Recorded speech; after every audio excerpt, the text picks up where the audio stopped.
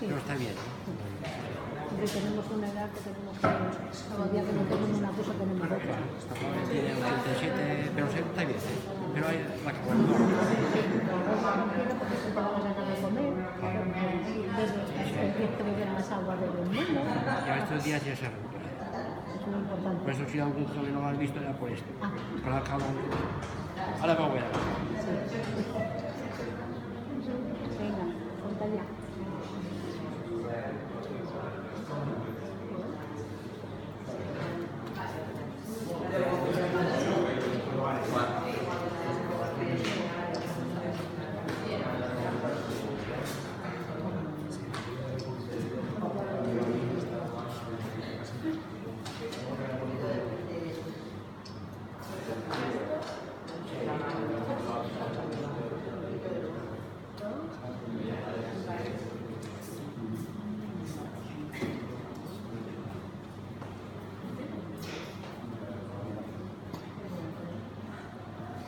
Bueno, com començar, no? Bona baixa, no? I gràcies per venir. Avui tenim amb nosaltres en Edson, que és un patronista i que actualment està fent cançó de mestre en el centre de formació. Ell ens xerrarà un poc de com se fan els patrons i sobretot perquè aquesta màquina del pantògraf que s'utilitza per escalar els patrons, és a dir, per passar de la talla original, que podria ser un 40 d'home, un 37 de dona, un 36, més gran, més petit, 41, 42, etc. Avui no me'n dic, m'ha pegat la mena de nas per l'obra. I quan arribava allà pensava, tu saps, però quan realment t'agrada el que fas és com que te passa més ràpid, no? I això ho pensava en relació amb Edson, perquè en Edson, des del primer dia que la vaig conèixer, sempre com a mantra més aquesta passió per fer sabates que realment tinc de la mà i suposo que vosaltres ho sabeu perfectament perquè esteu cada dia amb ella. Bueno, això em va estudiar disseny a l'Escola de Balear de Disseny i després quan va acabar va fer un any d'un curs de formació en calçat a Barras. Mireu si és bona que quan va acabar l'any Barras la va fitxar per fer de patronista per l'empresa. Això era final dels anys 90, m'hi dava en cor. Pensava que Barras era una de les empreses de calçat més important d'Inca i amb superrellevància a nivell estatal. I encara més rellevant perquè el patronat de disseny i el disseny és una tasca que gairebé sempre realitzaven homes. Va fer feina durant 10 anys a Barras, a Milamanco, i després ha estat 3 anys a Poiflet, a Soto, i som en el 2000...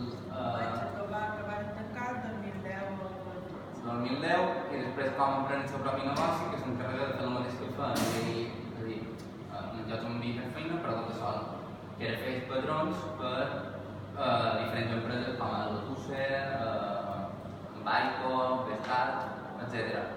I després, durant 2 anys, abans de fer de mestre, també va fer d'operador, vull dir que és super polifacètica, no?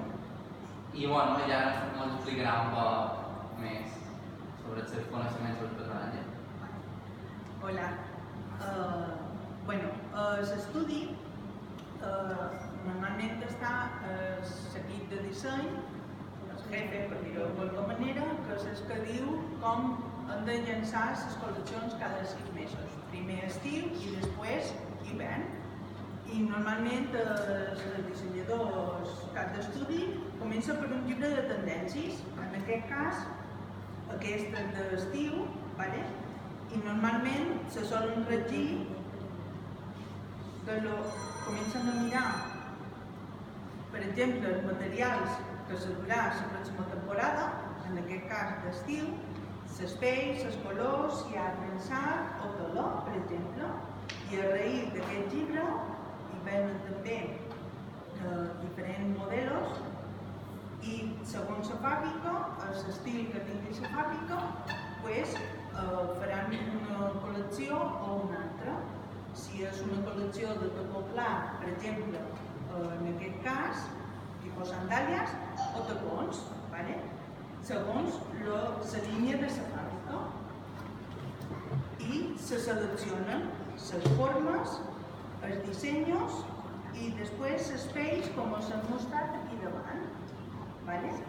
S'assignen les formes noves, normalment canvien les puntes, si són rodones, quadrades, segons el que sigui la línia de la fàbrica, i també se seleccionen els tacons i les plataformes o les soles, segons el que determini la línia de la fàbrica.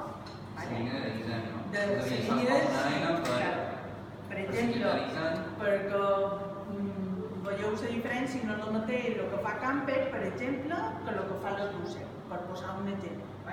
Pues cada fàbrica seguia per el seu estil, o el que els clients solen demanar.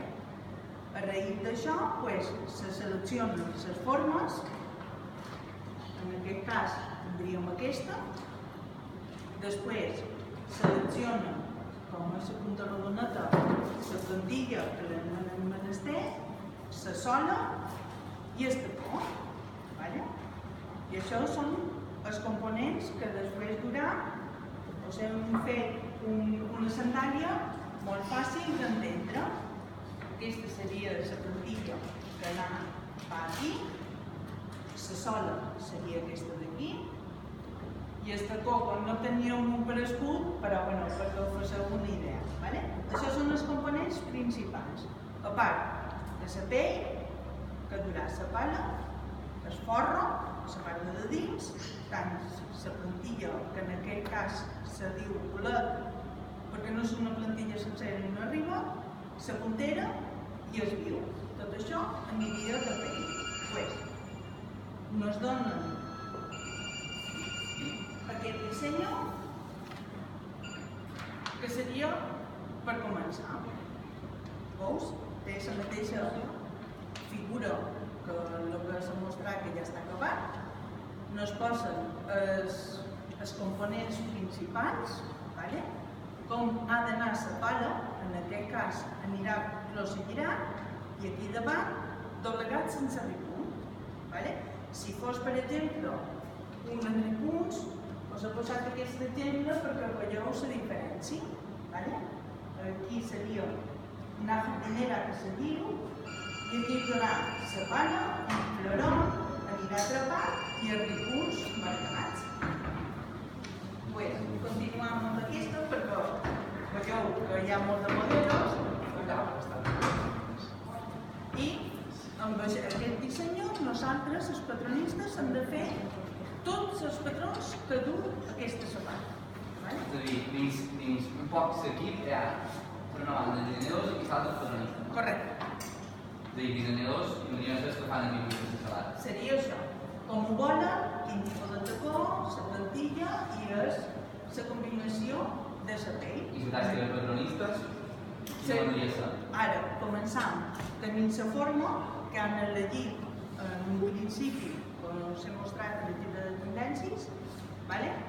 En aquest cas, la forma la forraríem amb aquest paper, part de fora i part de dins, la forram i amb unes mides que ha de ser el patronista perquè no faci mal i caigui tot bé a la pala i subjecti bé el peu, en aquest cas la pala aniria en aquesta situació, amb unes marques que ja tenim i hem de saber els patronistes. Després, hem de treure els papers, jo ho he tret perquè sigui més fàcil d'entendre. Això seria la part de dins i això la part de fora. Seria la meitat de la forma. Amb aquesta base treta de pla, això està fet en l'ordenador perquè se vegi millor. Poi la base seria aquesta, ho hem fet en 3D perquè se vegi molt millor, i tindríem el canto de la forma, de la part de fora i la part de dins. La part de dins és la puntejada, perquè hem de menester les dues parts, la situació de la pala, de la part de fora i la part de dins, i aquí en l'ordenador començaríem a treure els patrons. corrent a mà, perquè ho veieu, perquè hi ha un programa específic per als patrons. Vale? Això seria el patró bàsic, en la part de dins i la part exterior, que seria aquesta dins. I després, la part de dins, s'abre. Vale? Això seria el base. Pues amb aquestes i les indicacions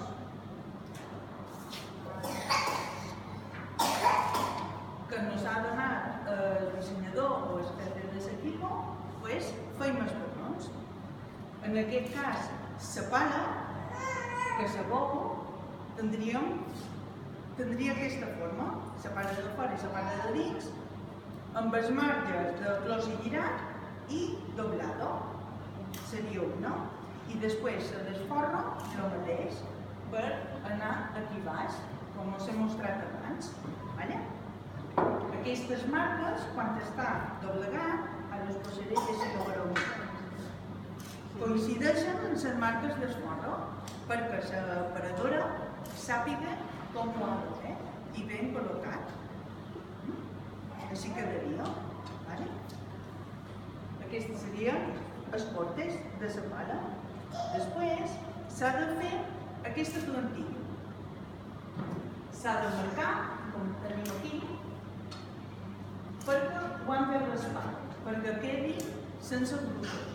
A l'hora de posar la sola, no quedi cap escaló i quedi tot en línia.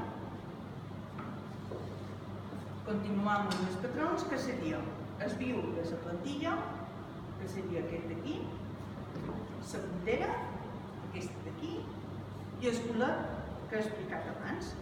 I en principi, aquests són els patrons que tindríem que fer perquè el creador començassi a fer el cor. Vale? Se tallen totes les peces que han de rellenar,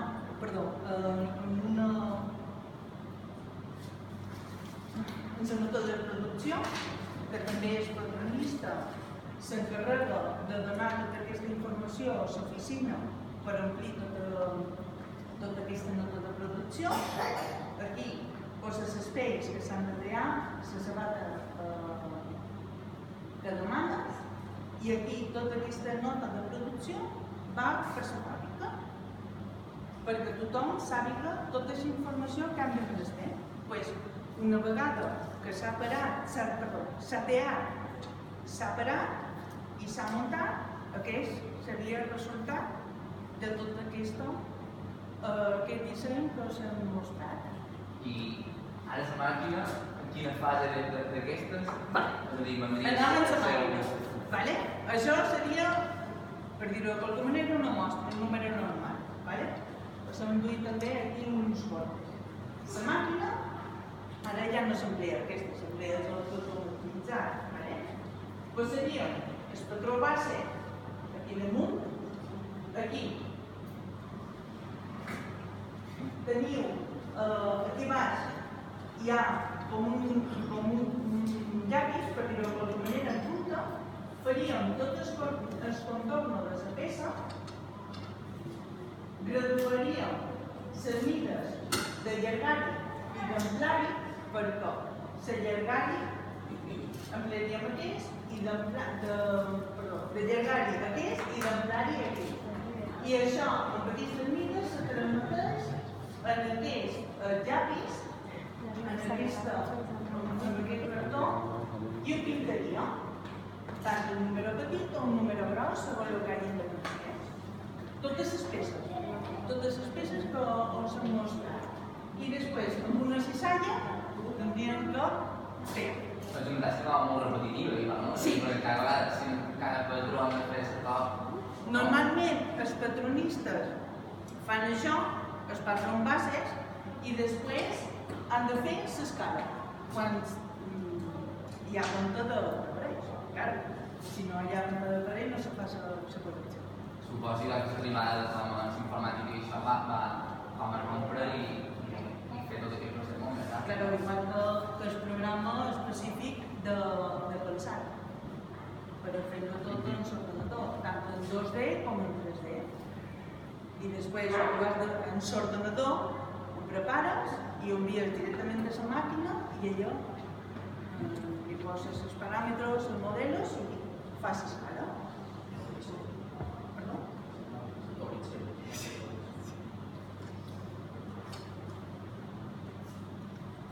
Bueno, no he dit, però si voleu fer preguntes, jo em vaig fent, però no tinc vergonya.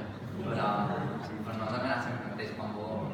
Bueno, aquí, perdó, perdoneu, que no s'ha mostrat. Ara, per exemple, nosaltres hem fet aquesta de l'escaló d'un forro, ¿vale?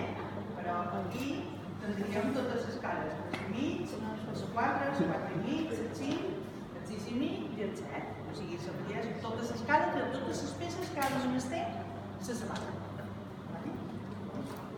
Aquí tenim la pala, la cadernera, la llengua, tota la col·lecció de tot aquest model. No m'ha explicat al principi, però una màquina que tenim en el dels anys 70 i és de fabricació alemanya. És que hi havia una empresa que per ell, més coneguda com a boutiques Duchamp. Però hi havia un parell d'empreses que se dedicaven a comprar la maquinària alemanya, italiana, i després la duen i la distribuïen a les fàbriques. Era com a intermedi, no? I això s'encarregava una empresa que és de Morell Capó. Primer el Manco va començar als anys 60 fins al 2017.